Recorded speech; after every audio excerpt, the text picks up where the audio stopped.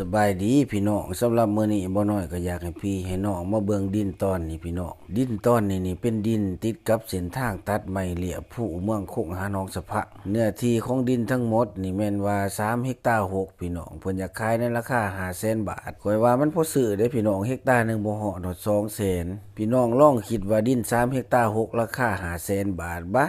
หาซื้อนี่ยากเลยได้พี่น้องเอ๋ยเขาก็เอาผ้ามุมสูงให้พี่ให้น้องได้เบิ่งพุ่นแล้วพี่น้องเอ๋ยแต่เส้นทางฮอดเลียบป่าพุ่นแล้วพี่น้องเอ๋ยดินตอนนี้นี่ถ้าผู้ใดเคยไปสงพระผู้ก็สิเคยคุ้นๆอยู่พี่น้องเอ๋ยเพราะว่าห่างจากเส้นทางไปสงพระผู้เมืองคงประมาณ200 เมตรเท่านั้นถือว่าเป็นดินเขตเมืองคงต่อใส่น้องสะพังพี่น้องเอ๋ยถือว่าเส้นทางเส้นนี้นี่พุ่นใดมันไปสอดบ้านน้ำม่วงพุ่นใดพี่น้องเอ๋ยต่อไปนี่ขอบเขตนี่มีโอกาสพัฒนาหลายเพราะว่าเส้นทางก็เริ่มตัดมาแล้วบัดนี้ความสูงของมันก็ซ้ำน้ำบ่สามารถท่วมได้ว่าซั่นซะซึ่งปัจจุบันนี่เฮือนซ่านบ้านซองหรือว่าไหหน้าเขาก็ยับย้ายเข้ามาหลายพี่น้องบางคนก็ออกมาอยู่หน้าเฮ็ดเฮือนเฮ็ดซ่านอยู่ก็ดึงไฟดึงหยังมาฮอดได้พี่น้องเอ๋ยผู้ใดสิเฮ็ดเกษตรบ่ว่าสิปลูกมันปลูกมะม่วงหิมพานต์นี่ก็ปลูกได้พี่น้องเอ๋ยเพราะว่ายุคนี้นี่เป็นยุคเงินเฟ้อพี่น้องถ้าว่าฝากเงินไว้นี่ดอกเบี้ยมันก็สิบ่สูงคือซื้อดินดอกข่อยว่าเนื้อที่ของดิน3เฮกตาร์6ราคามีแต่ 500,000 บาทนี่บะ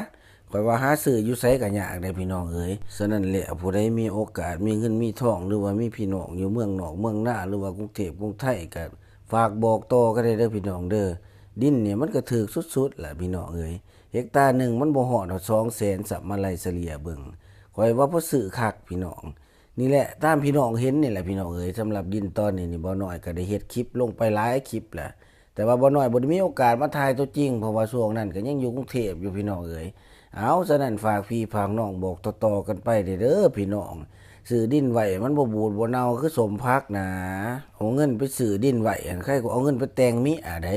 ซื้อดินไว้มันยังได้ปลูกได้ฝังได้เลี้ยง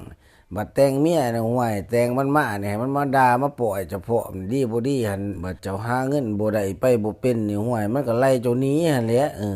เอาฝากได้เด้อพี่น้องเด้อผู้ใดอยากได้ดินได้ดอนเป็นดินหน้าพี่น้องซื้อไว้แน่พี่น้องเอ๋ยสำหรับเบอร์โทรที่อยากติดต่อนี่ก็แม่นว่าในหน้าจอนี่เด้อพี่น้องเด้อ